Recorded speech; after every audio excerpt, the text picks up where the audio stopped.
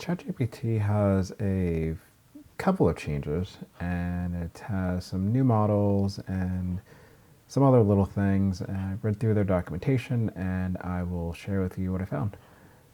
So this is just the starting screen with ChatGPT, and if you look up with the models now, your default model, this I just logged in, I didn't change anything. So the default model now is GPT-5.1, used to be 5, which is right here. And there's an auto, which is the router that you just put in whatever your instructions are, and then it will decide, or you can decide yourself, and you have instant and you have thinking. And instant is basically for very fast answers, and thinking is for deeper reasoning, logic, etc. So just looking at their documentation, they say that GPT-5.1 instant is warmer and more intelligent and better at following your instructions. I think this is in response to when they released 5, a lot of people said that they used to use it for conversations or emotional support, or just some kind of simulating talking to somebody. And it used to be with the 4.1, 4.0, it used to seem less robotic. And 5 just kind of killed that and just made it very robotic and very stiff, and they didn't like it. So it sounds like with 5.1 they're changing that back and just making it a little bit softer. And then for 5.1 thinking, they say it's their advanced reasoning model, now easier to understand and faster on simple tasks, more persistent on complex ones. Okay, I mean, that you'd have to try it and just see what you think about it. I've tried a couple of prompts. It seemed okay. It wasn't great. It wasn't terrible. It was fine. Let me see what else matters. There's a lot in here. So, looking at the usage limits, I'll switch over to the infinite whiteboard. So for 5.1 instant, this is, I feel like it doesn't have to be this confusing, but they don't really consult me with these things. So for 5.1 instant, if you are using the free plan, you get 10 messages every 5 hours. If you are using the plus plan, you get 160 messages every 3 hours. If you're using business or pro, you get quote unquote unlimited access. It's in quotes because it's also subject to their abuse guardrails. So if they decide that you're using it too much or you're doing things that they don't like, then they can actually restrict or remove your access. It's interesting, they don't mention the enterprise plan, which is the highest tier, most expensive one. I'm assuming that one is also unlimited access. We do not have that. We have business, so I don't know. I can't test that. And then on the other side here, for the usage limits for 5.1 thinking, it says plus gets 3,000 messages per week. And then business and pro, again, unlimited access because it's still subject to their abuse guardrails. Again, it doesn't mention enterprise, which, again, I think that would also be unlimited access. Note that the free plan does not have access to 5.1 thinking. And also worth noting, I didn't actually write it on here or type it on here, but if you use auto and it selects, it goes from instant to thinking, it doesn't count towards these numbers, which is kind of weird. You just have to kind of play around with it, but these are the numbers that they have. And then the other things are the context windows, which that's basically how many instructions and just things you can type into your window before it starts, forgetting things. And for 5.1 instant, free, it's 16,000 tokens.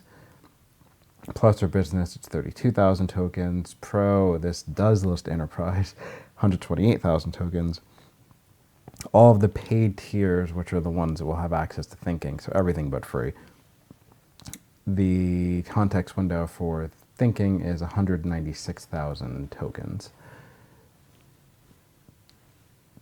Compared to some other models, that's not a ton. Google Google's 1 million or 2 million, depending on which one you're using. Claude, I think, is up to 400K or maybe 1 million, depending on which model you're using.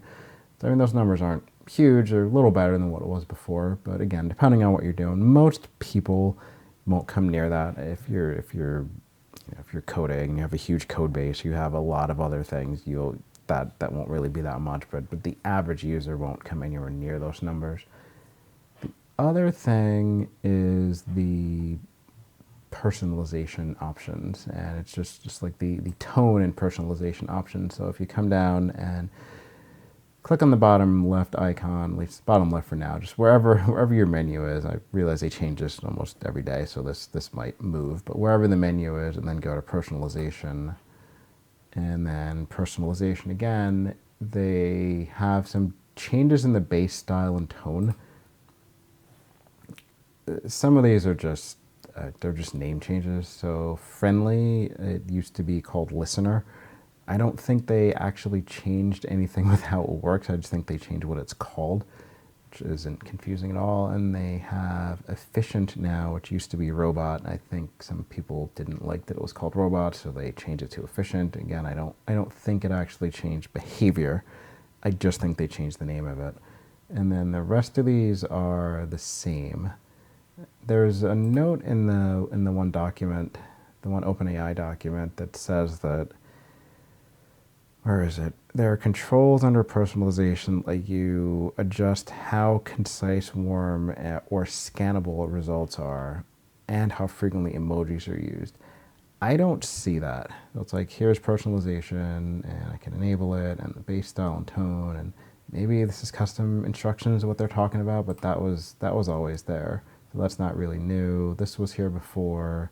This was here before. And in advanced, I can just choose whichever tools I want.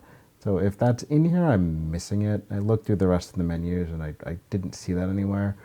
Like I said, it's in their documentation. It's on help.openai.com, and there's an article. I'll leave a link to that.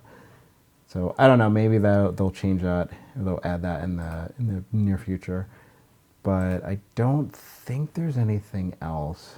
So you can still come in here in ChatGPT, and if you don't want the new models, the old one's still here. Like, this is 5 Pro, but then if you go under Legacy, you have 5 Instant, 5 Thinking Mini, 5 Thinking, and you still have some of the older models. Like, if you go in through the API, you still have way more than this. But if you really now don't like what they did with 5.1, you can still come in here and manually change back to the 5s. I don't know if you can do it with the free plan.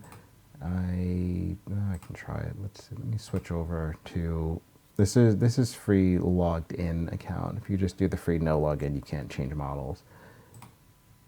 But yeah, so if this is on the free plan, you don't really have a choice of model, so you just kind of use what they give you. I think that's it. Let me look through here quickly. I don't see anything else in here. So, again, there are these usage limits. I'm not going to read through them again, but those are the usage limits. And then these are the context windows for the new 5.1 models. There are 2 models, Instant and Thinking, and they are supposed to be warmer, softer, more personable, and faster, more efficient. We'll see. Like I said, to try them out, they were okay. I didn't really have an issue with 5, so 5.1, it's not really revolutionary to me. I think that's why it's just 5.1 and not like 5.5 or 6.0 yet. But try them out and see what you think.